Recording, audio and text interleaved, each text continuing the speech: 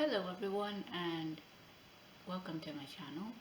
If you're new here, welcome, or if you're a returning viewer, welcome back. My name is Harmony and we talk about books and book reviews and saving money and anything else that springs to mind. Today I'm going to talk about my reading stats for January 2023. I've written down my stats beforehand. I took a look at the story graph and compiled them, but I'll also leave a screenshot either on screen or in the description. Without further ado, let's get started. So the first chart on the story graph is moods, like the mood of the book. But before that, I'll actually start by saying in total in January of 2023 I finished reading 4 books. Honestly, 3 of those I believe were actually books that I had already started in 2022 but for whatever reason had not finished. So finished 4 books and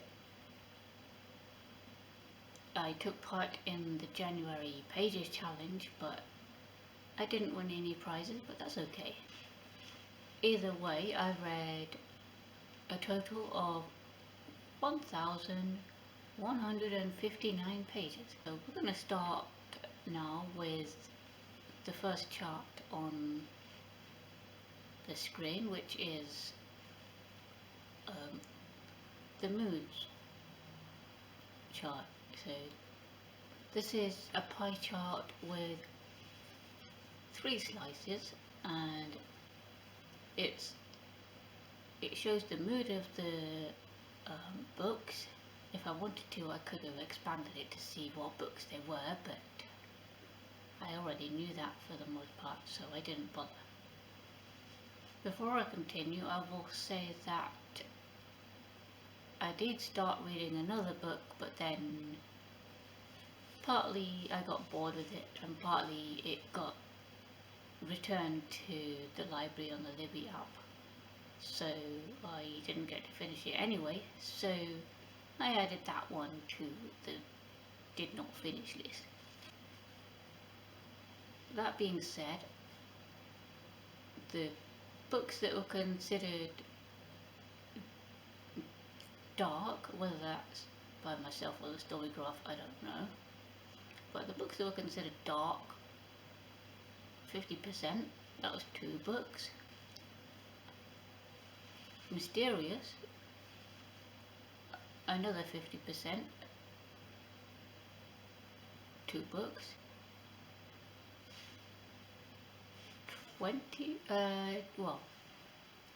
25%, 1 book was also informative. Okay.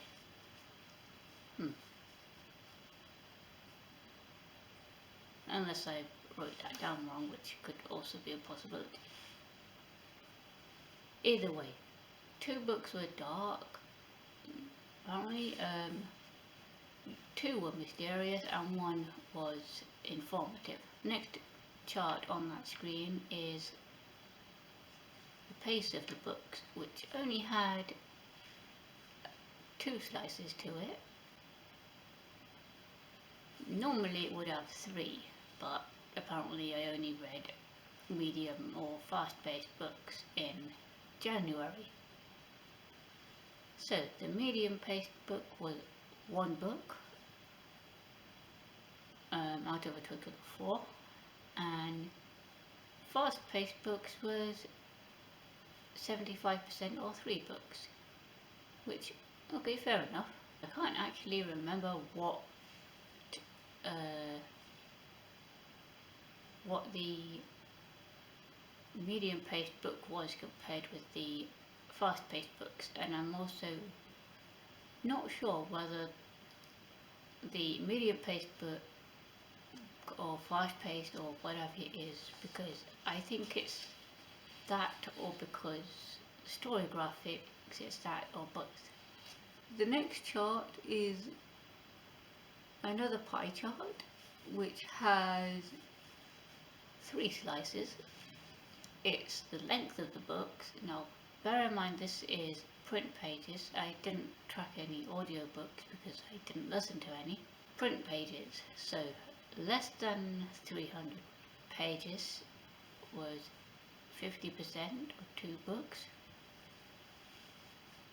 300 to 499 pages was 1 book,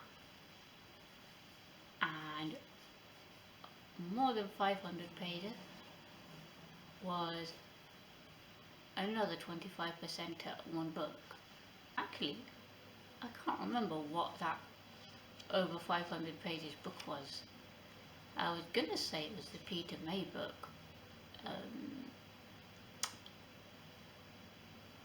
I'll Keep You Safe by Peter May, but I don't think so, because that was 400 and some odd pages. So, I can't remember what that was. Actually, yes I do. It was The Victorian House by Judith Flanders. That one took me an absolute age to read because it was long. The next is a small chart with 2 slices. It's just fiction versus non-fiction. So a very even spread here. Fiction is 2 books and non-fiction was also 2 books. Okay, that makes sense. I know the 2 fiction books were the Peter May one I just mentioned, and Agatha Christie's The Murder on the Links. I finished that one in January. So those were the 2 fiction books, and the 2 non-fiction books were the aforementioned The Victorian House and The Victorian House and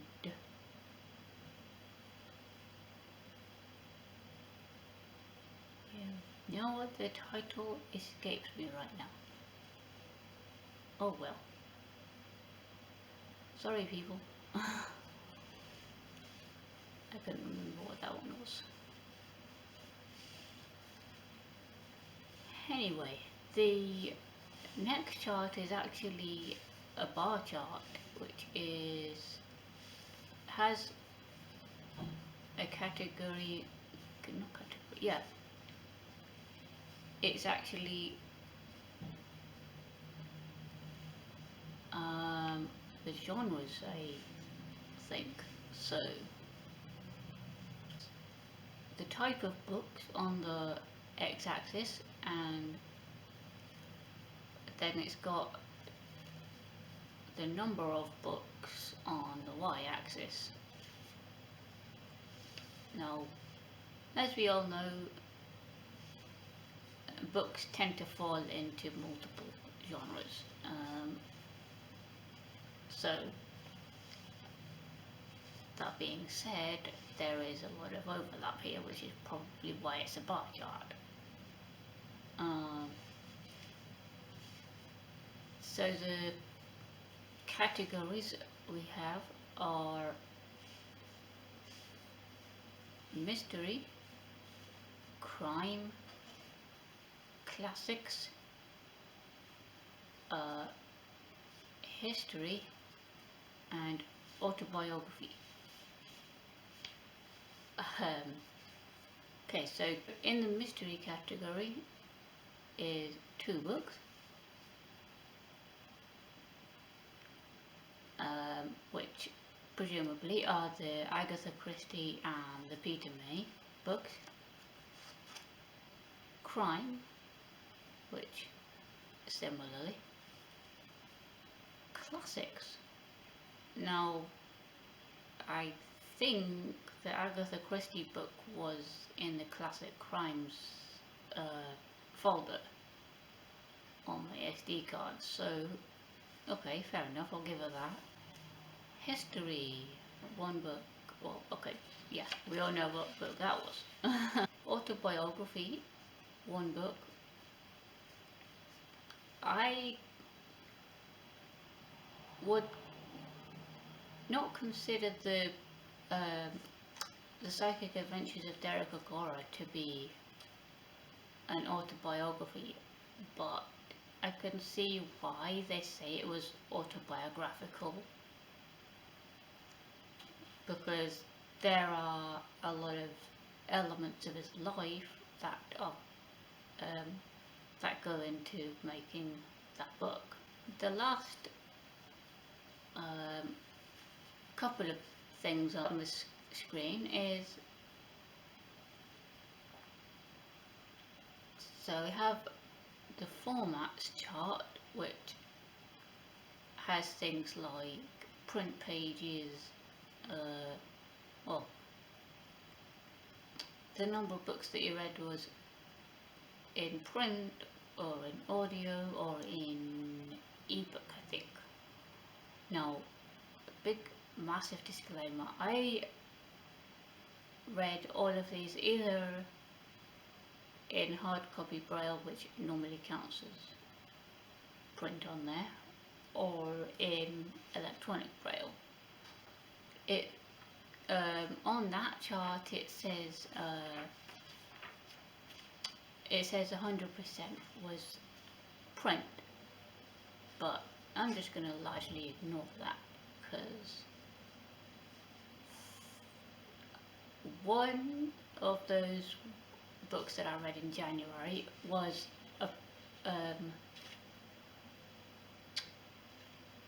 on iBooks. Well, I say read in January, I finished it in January. That was on iBooks. And 2 were in electronic braille, and the other 1 was in hard copy braille. The last chart is giving the book reviews ratings, so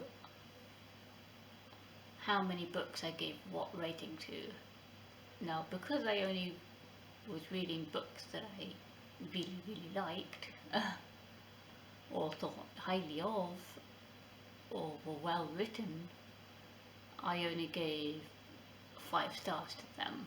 I was probably being pretty generous. Yeah, I only gave 5 stars to those 4 books that I read. If you would like to see more of my reading content, you can visit my books playlist here on my channel, or you can go and look at some of my other videos, and if you like that video, you can also feel free to subscribe or like or comment in